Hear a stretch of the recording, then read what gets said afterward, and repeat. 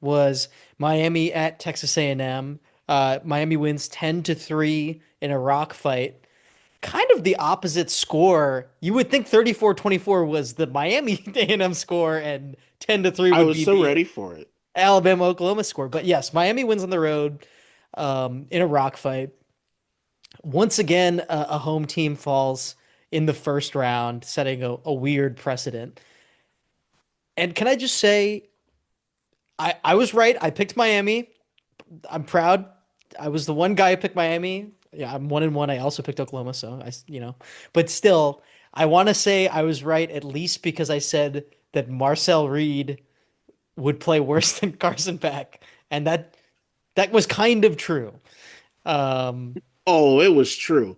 They didn't ask Carson Beck to do anything in this game. There was a 3rd and 6 where they called a screen 2 yards behind the line. I'm like, they're really not going to let Carson Beck screw this up for them. They're like, we will play up to a baseball score if it means you don't fuck this up for everybody.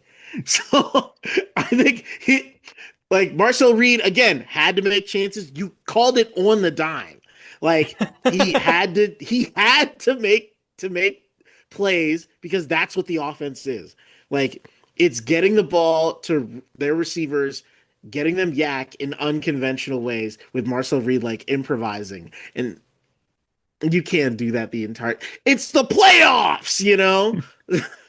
I really appreciated how right after Miami scored their touchdown, or right before they scored their touchdown, when we all thought it was going to be a field goal, you texted our group chat and you said, "Man, after this Miami score, I can't wait for Marcel Reed to just immediately throw a pick and end the game." And it wasn't immediately, but it was exactly what happened.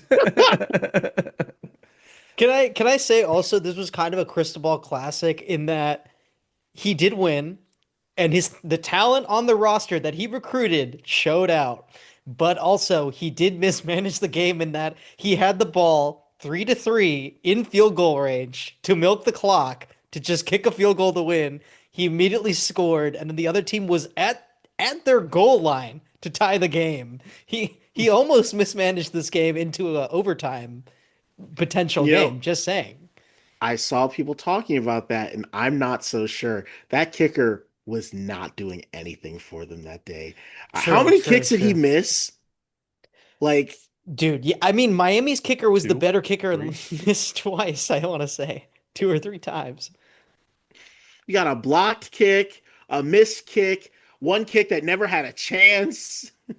Like I was shocked that it did go through on Can, kick number 4 or whatever. can we point out that special teams is like a pretty broad theme of the first round of the playoffs so far?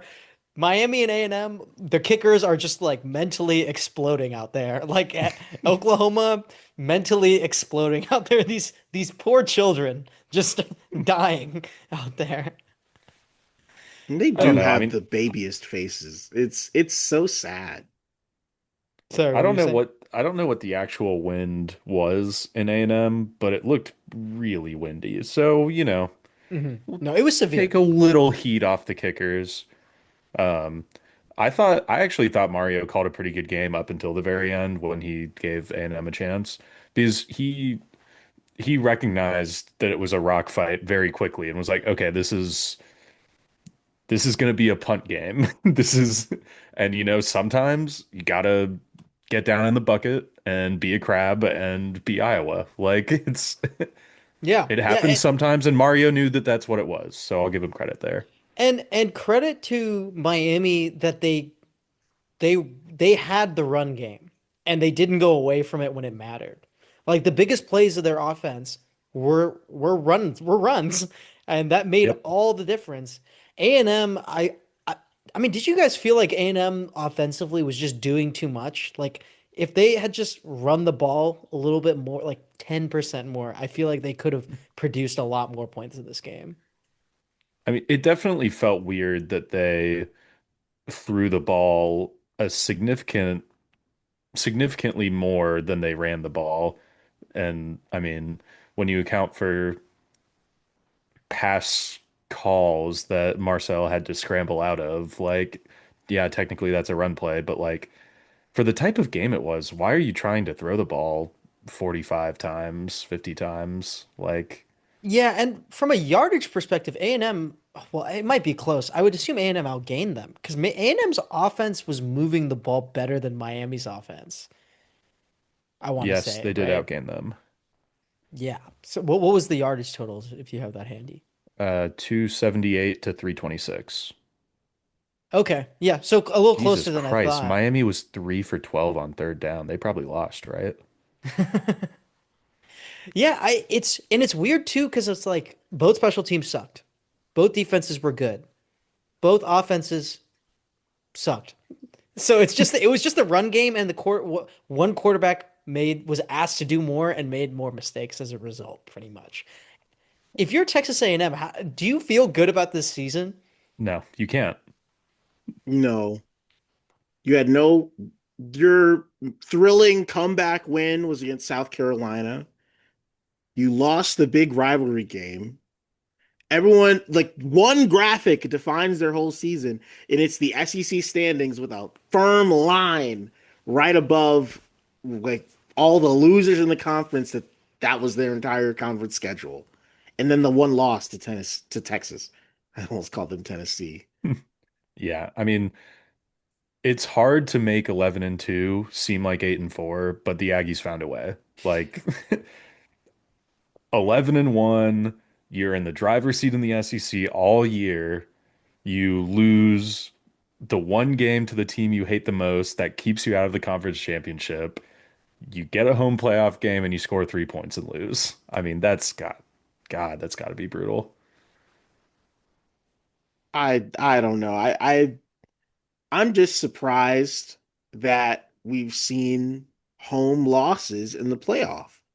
I really did like last year felt so firm, and I know this seating has changed a little bit, but it's still like it's so hard to go on the road and win a big game in a big environment when all the chips are on the table.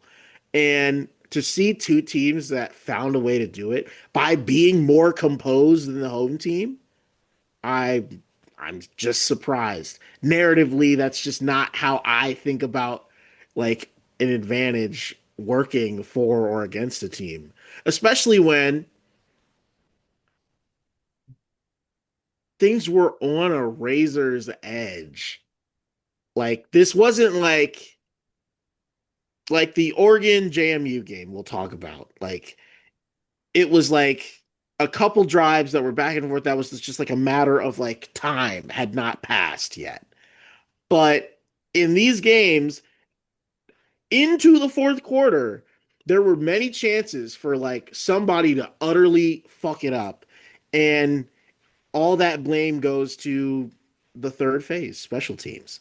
And that's shocking. I didn't think that would happen. I didn't think the playoff would be like balanced enough for that to matter. I thought we'd see more like outclassing. Like you can have a rematch like we did with Alabama, Oklahoma. I thought somebody would fall, just like not be ready for the moment. And when Oklahoma's up 17-0, I'm like, okay, that makes sense.